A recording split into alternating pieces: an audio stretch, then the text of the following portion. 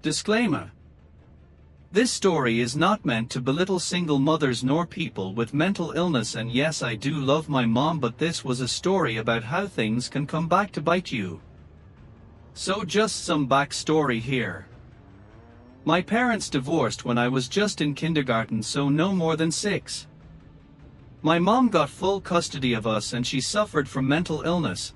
I believe she has borderline personality disorder, and she was also a typical narcissistic parent. Anyway, ever since the divorce she would always tell us how it was not her fault we didn't have enough money for things and blame my dad. Example, if there was nothing to eat for breakfast and we complained like small children do when they were hungry, she snapped, "It's your father's fault, so cry to him." I just learned never to complain and do without, and spent my childhood taking care of her. My sister and I were trained from when I was about 8, my sister 10, to come right home from school and do our homework and clean the house and take care of ourselves. Don't ask mom to make dinner, make it yourself, and all of the chores so mom doesn't have to do anything. It sounds bizarre, but we thought that was normal, as well as being hit and told on a daily basis that we were worthless. It got worse my senior year of high school. My grandma died a few months before that summer, and my mom quit her job and blew through the money my grandma left her before the summer was over. This was close to $75,000 back in 2000. She refused to get another job and kept coming up with excuses not to work, i.e., "I need a break. Get off my back. I hurt my leg," etc., while she was going out drinking with her friend and acting like a carefree teenager. So I spent my senior year working hard at school, at my part-time job after school, and pretty much taking care of an overgrown child who refused to work or help out. Anytime a utility shut off or there was no food left in the house, she just griped, "You have a job. Why can't you pay it?" If I brought up the fact that my dad sent her child support, she would just complain that she had my sister's tuition, which I later learned was BS. She would flaunt that child support check and laugh and refer to it as "mommy's paycheck." Flash forward to when I am about to choose a college and my mom keeps bellyaching about the costs and of course has zero saved in a college fund. I couldn't afford a private university since I only was offered a partial scholarship, so I decided to go to a reasonably priced and still highly regarded state university.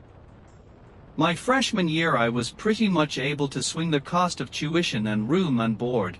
I lived on campus. Since last year of high school I filed my taxes and FAFSA as soon as my W-2s came in, so I had a decent amount of grants. During my first year of college, I almost became unable to receive financial aid for my second year of college. Why? My W-2s were mailed to my home address, and my mom, being the caring and supportive mother she was, shredded them and threw them in the trash. I found out because my sister was home that weekend and saw it. My mom denied, and when I came home for spring break and pressed her for it, she lied and said her friend had them. Her friend was a CPA. My sister called my mom out on this bluff by calling the friend, who said she did not have any of our tax information. She was very concerned and told me and my sister to request duplicate W-2s and have them sent home, and she will have my mom send them over to me. My mom was pissed that we had checked with her friend and called her out on her bluff, but true to her word, her friend did my taxes for me and my FAFSA. I had offered to pay her or at least babysit for her, but she told me it was okay. I think she knew my mom was mentally unstable and felt sorry for me and my sister. At this point I learned that my mom had not been helping out my sister at all with tuition like she claimed, and my sister had mentioned it to my dad, who had called her out and demanded to know where the child support was going to. My mom insisted he wasn't paying her enough dollar, and that's why she couldn't help us out. During my second year of college my W-2s were once again sent home, and my mom once again accidentally threw them in trash. I had to request duplicate W-2s from my summer job not just once but twice because she kept throwing them in the trash. I filed my tax return late that year, and as a result my FAFSA was filed late, so I wasn't able to get the full amount I was receiving before. Anytime I complained to her about money or no food in the house, it was, "Complain to your father." Well, the summer before my third year I was burned out on my mom's BS. I was working full-time for the summer and saving as much as I could, but she was refusing to help me out at all while I was home with food or anything. She was pissed that instead of paying the phone bill so she could make long-distance calls to her online friends and spend all day in chat rooms, this was back when we had dial-up, I had the audacity to spend my hard-earned money on a cell phone and pay that bill myself. She told everyone I should just drop out because I wasn't applying myself hard enough. I was in the honors program, and she would play martyr with all her friends about it's so hard when you have kids in college and they eat you out of house and home and come to you for money. At the end of the summer I had saved $1,000, but the school won't let me move into the dorm unless I paid 50% up front, which I was about $10K. I didn't know what to do, as all summer the university had told me I was fine, and then on move-in day told me I couldn't move into the dorm. I called my dad in a panic and he spoke to someone who agreed to give me 24 hours. I moved in, and the next day my dad showed up first thing with a coffee and a donut for me and told me not to worry. He was going to fix this once and for all. We went from office to office on campus and he co-signed a loan, which he later paid off for me, and then he paid the balance on my tuition for the loan didn't cover. He then took me out to lunch and told me the truth. My mom never helped my sister with her tuition. My sister had graduated the summer before my junior year of college. My sister later confirmed this but was not surprised my mom had lied. My dad had co-signed loan to help my sister out, which he later paid off for her, and my sister was able to get a scholarship and do COOP to pay for her last 2 years. He also advised me that my mom was not so poorly off. As part of the divorce settlement he had to pay the mortgage and property taxes on our house, and even though my sister was now out on her own he was still paying her the same amount of child support of about $2K a month, despite the fact that I was living on campus for 75% of the year and my mom was not giving me a dime. Just to give you some clarification, my tuition and room and board before financial aid kicked in was $15K a year, so she could have easily helped me out with school, since after financial aid kicked in, when I was able to get it, the balance was usually $6K. I was hurt to think my mom was just living off my child support and constantly making me feel guilty for wanting anything or for not being able to cater to her every whim. She would get pissed that I wouldn't come home on the weekends to help her clean the house that I was not living in. I thought about how bad she made me feel growing up and made me feel worthless, when in fact, had it not been for me or my sister, she would have not had a roof over her head after the divorce. He asks me to grant him access to my account so he could prove my mom was not paying for college and that I was. He asked me how I would feel if he took care of college instead of paying my mom child support. Sounded good to me. He even told me I could spend my breaks at his house instead of my mom's. I called my mom and told her that my dad had taken care of the issue and she had no remorse. She told me it was my own fault for not planning my finances better and for pissing away my money all summer. I just played it dumb and said she was right, but pointed out I had done what she told me to do and complained to my dad. A month later my mom called me up pissed. My dad had spoken with the courts and there was going to be a hearing in their divorce case. My dad had proven that my mom had not been paying for mine nor my sister's tuition for college, and that was the very reason my dad was obligated to pay child support till I was done college. Since I was living on campus, it didn't make sense to pay her child support when I was not living at home most of the year and she was giving me 1 penny. My dad told the judge he would gladly pay for me to finish college, but he was not going to pay my mom any more child support, no pay the mortgage on the house. If my mom didn't want to take over the mortgage, they could sell their house and I could live with him over my breaks. My mom was freaking out over this and calling me selfish.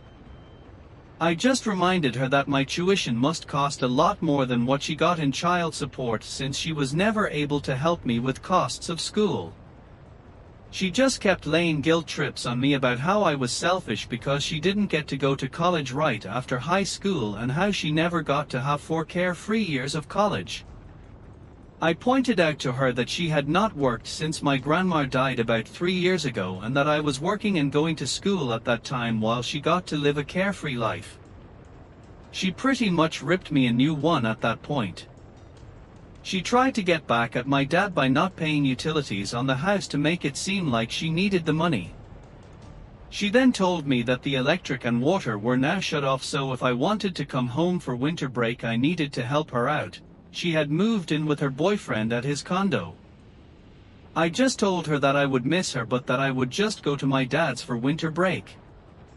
She was pissed and cried about how selfish I was for not wanting to come home for Christmas.